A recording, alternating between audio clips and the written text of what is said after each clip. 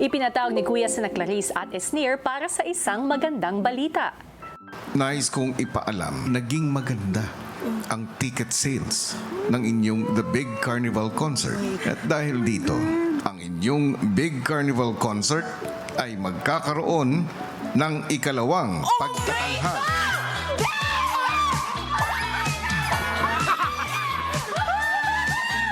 Atake! Parang ano talaga, concert talaga! Kuya, seryoso? Oo, isang back-to-back shows ang magaganap at kailangan ninyong paghandaan. Pero, housemates, para sa inyong weekly task, ang unang show ang gagawing basihan ng inyong pagkapanalo. Okay po, kuya. La, na-excite ako, ma'am. Thank you, Lord. Thank you. Sa isang performer po talaga or singer, like mga nagko-concert, marinig mo lang po yung ganyang word na may day to ka ng concert mo or back-to-back. Sobra-sobra na po yan. Kaya ayun po, kuya. Siyempre, first concert experience. Ganito pala yung pakiramdam ng bini, no? Pagbalik sa mga kasama, agad nilang sinabi ang magandang anunsyo. Tayo ay magkakaroon ng Day 2! Concert back-to-back Saturday and Sunday dahil daw maganda yung sales ng tickets natin. Kailangan mapakitaan natin sila ng napakagandang show. Dapat tayo, guys! Practice na tayo! For a two-night concert.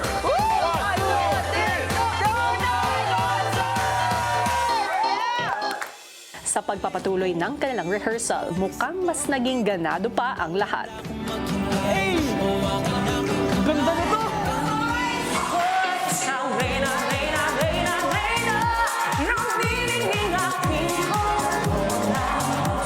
Halika dito.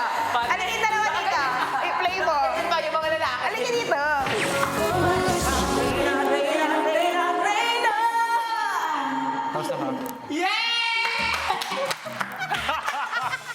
Nakaka-pressure. Imagine mo may 20K. Kung wala lang ganun, kung ano lang. Enjoy ko na lang to. Pero Nakaka-pressure syempre. Bigyan na magandang show eh. Si Bianca sinubukang mag-ensayo sa finale ng kanilang act. Ay, practice natin yung nakaano ako sa'yo. Okay ka? Okay. Yan. Tapos gaganon ako. 1, 2, 3, go. Pow! Yan. Go. Balance, balance, balance.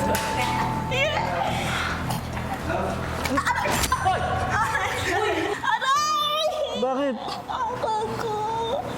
Ang sakit, ang sakit, ang sakit, ang sakit, Okay ka? ang sakit, ang sakit, ang sakit. Yung ankle ko na ano. Agad namang pinapunta ni Kuya si Bianca sa confession room para matingnan ang kalagayan. Okay naman na po. Saan po ba? Ito po. Ay, ayan. Ito. Medyo namaga siya. Ito, Yan po yung pin. maga siya. Ito maga. Tapos dito. Matapos matingnan at mabigyan ng first aid, muling kinausap ni Kuya si Bianca. Kamusta ang pakiramdam mo muna, Bianca? Okay po ako, kuya. Yung pa ako naman po. Nabigla lang po siya. Mali po kasi yung pag-land ko kanina. But I'm okay, kuya. Kaya po. Nasasabi mo yan ngayon. Pero iba ang tingin o assessment ng doktor. And we cannot take risks for that. Okay po, kuya. Pababalikin na kita sa loob. At any activity regarding yung practice nyo, hindi ka muna pwedeng sumali. Okay, kuya.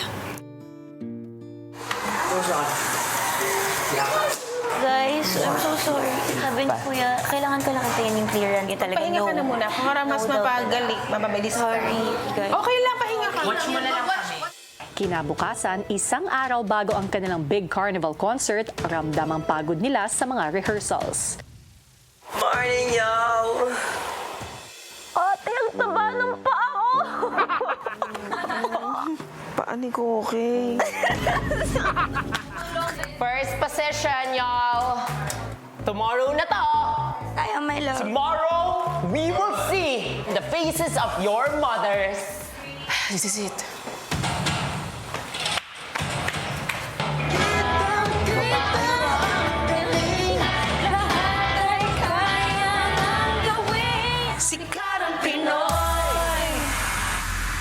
Bago matapos ang araw, isang dagdag na anunsyo pa ang ibinigay sa kanila ni Kuya.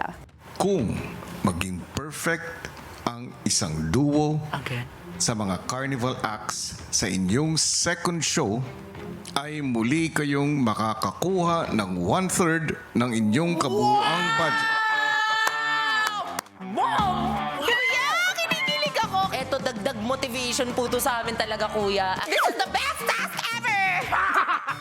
So, pwedeng madoble yung weekly budget natin kung mapaperfect natin both shows. More chances of winning. So, yes!